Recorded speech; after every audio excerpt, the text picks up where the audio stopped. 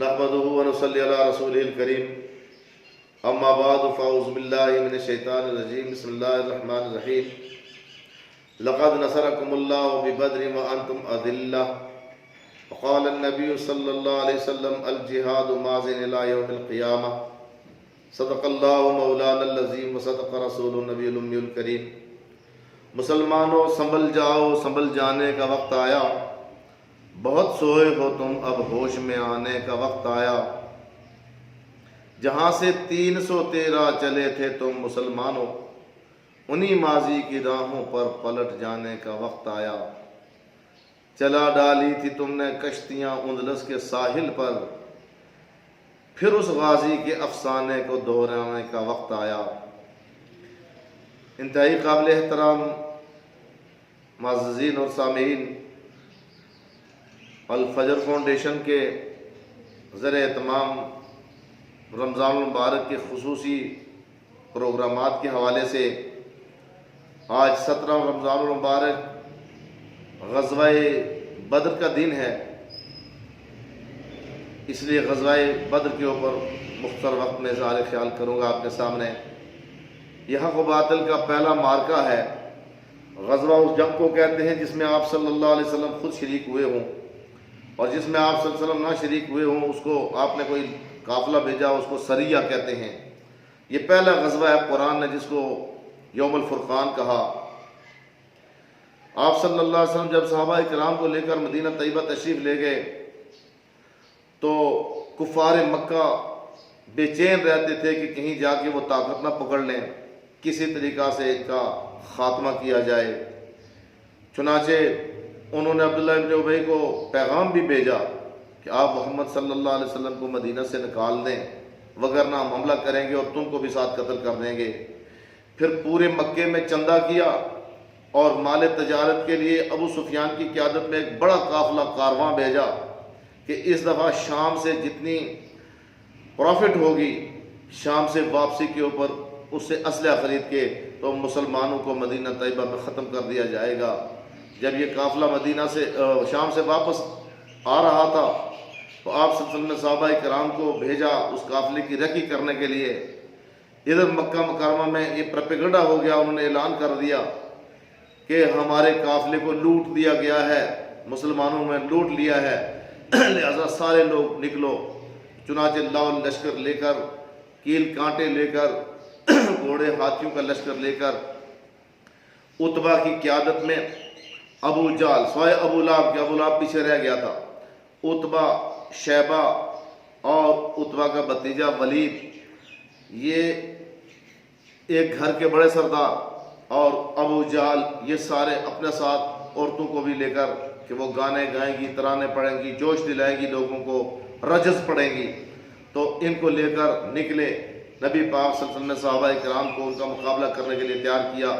مہاجرین نے تو بڑھ بڑھ کے تقریریں کی، صدیق اکبر نے جان نثاری کا دعویٰ کیا۔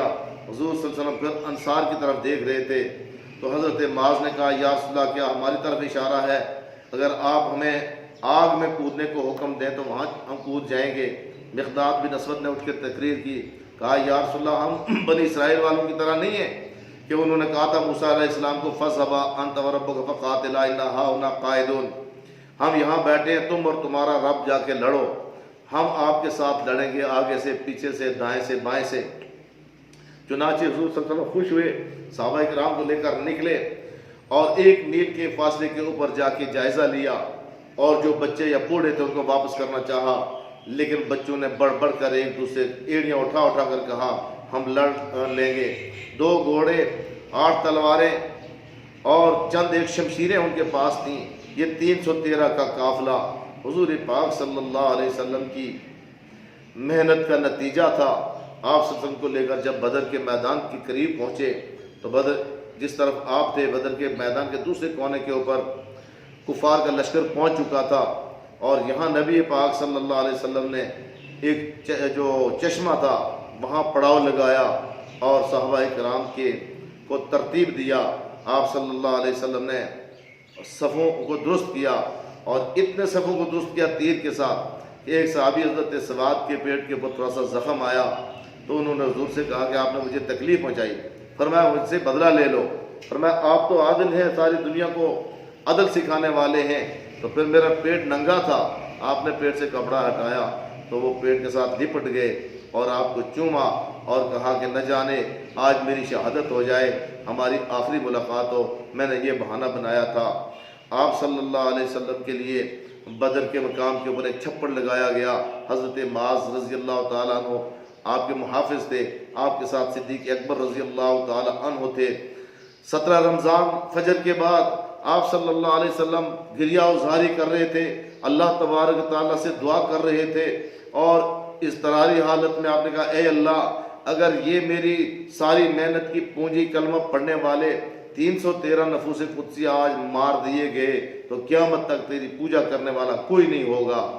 چادر گر گئی، صدیق اکبر نے جا کے چادر آپ صلی اللہ علیہ وسلم کے اوپر کی، کہا بس کیجئے یا رسول اللہ صلی اللہ علیہ وسلم۔ اللہ تعالیٰ نے فرشتے کو بھیجا، جبریل امین آگے، اور جبریل امین نے کہا سیحزم الجمع ویولون الدبر، ان قریب یہ ساری جماعتیں تتر بتر ہو جائیں گی اور پیٹ پھیر کے بھاگیں گے۔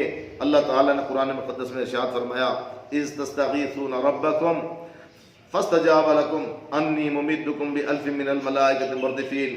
میرے محبوب جب آپ فریاد کر رہے تھے، آپ کی فریاد کو تمہارے رب نے سنا اور اللہ نے فرشتے کو بھیج دیا اور فرمایا انی ممدکم بألف من الملائکۃ مردفین، کہ میں 1000 فرشتوں کا لشکر تمہاری مدد کو بھیج رہا ہوں۔ اور آگے اللہ تعالیٰ نے فرمایا یہ 1000 کا لشکر یہ تو تمہارے دل کی تسلی کے لیے کہ 1000 کا لشکر ادھر ہے تو تم 313 ہی ہو، وگرنہ اللہ تعالیٰ تو قدرت رکھتے ہیں کہ ایک فرشتہ ایک چیخ مارے تو یہ سارے مر سکتے ہیں۔ ایک فرشتہ انگلی کے اوپر اٹھایا پپوٹے کے اوپر، قوم لوط کی پوری بستی کو آسمانوں کے تک لے گئے تھے اور الٹ دیا تھا۔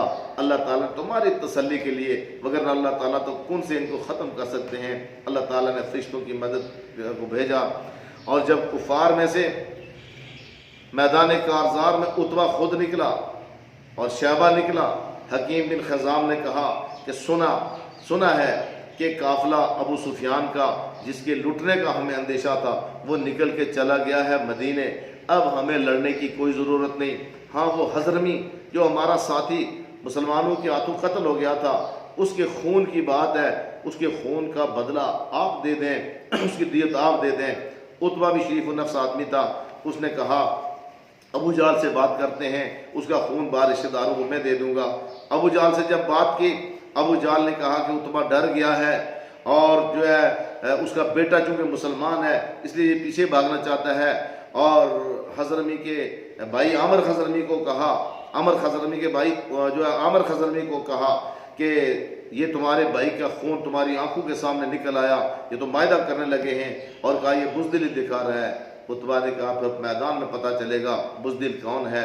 چنانچہ یہ آگے بڑھے، ادھر 3 صحابہ کرام انصار میں سے میدان میں نکلے تو عتبہ شیبہ نے جب نام پوچھا، انہیں نام بتایا، فرمایا ما لنا بکم حاجہ، ہمیں تم سے کوئی حاجت نہیں ہے، ہمیں ہمارے مقابل کے لوگ بھیجو، کوئی سردار بھیجو، مدینے کے کمزور لوگوں سے ہم کیا لڑیں گے۔ لہٰذا وہ واپس چلے گئے۔ حضور صلی اللہ علیہ وسلم نے حضرت امیر حمزہ، حضرت علی المرتضیٰ رضی اللہ تعالی عنہ اور حضرت عبیدہ رضی اللہ تعالیٰ عنہ کو بھیجا۔ انہوں نے بھی چونکہ خود پہنے ہوئے تھے، اس نے نام پوچھا، بتایا میں حمزہ ہوں، علی ہوں، عبیدہ ہوں۔ کہنے لگا اب بنے گی بات۔ چنانچہ جب میدان میں نکلے تو شیبہ کو تو حضرت امیر حمزہ رضی اللہ تعالیٰ عنہ کو نے پہلے بار میں ہی ٹھکانے لگا دیا، اس کو واسطے جہنم کر دیا، اور ولید کو حضرت علی رضی اللہ تعالیٰ عنہ نے ٹھکانے لگا دیا۔ لیکن حضرت عبیدہ کو شیبہ نے جو ہے بہت شدید زخم لگائے، شیبہ بھی زخمی ہو گیا، اور حضرت عبیدہ رضی اللہ تعالیٰ عنہ کی ٹانگ کٹ گئی اور وہ بہت زخمی ہو گئے۔ حضرت علی المرتضیٰ ان کی مدد کے لیے آگے بڑھے اور جا کے خود شیبہ کو بھی قتل کر دیا اور اٹھا کے لائے۔ حضرت عبیدہ کو نبی پاک صلی اللہ علیہ وسلم کے خیمے میں، تو آپ صلی اللہ علیہ وسلم کے قدموں پہ انہوں نے پاؤں رکھ دیا اور حضور سے کہا یا رسول اللہ کیا میں محروم رہ گیا ہوں شہادت سے؟ حضور نے کہا نہیں، تم شہید ہو۔ تو گویا زبان حال سے انہوں نے کہا کہ تیری معراج کہ تو لوح و قلم تک پہنچا، اور میری معراج کہ میں تیرے قدم تک پہنچا۔ اور کہنے لگے اے کاش کہ آج زندہ ہوتے ابو طالب تو ان کا یہ شعر صادق آتا کہ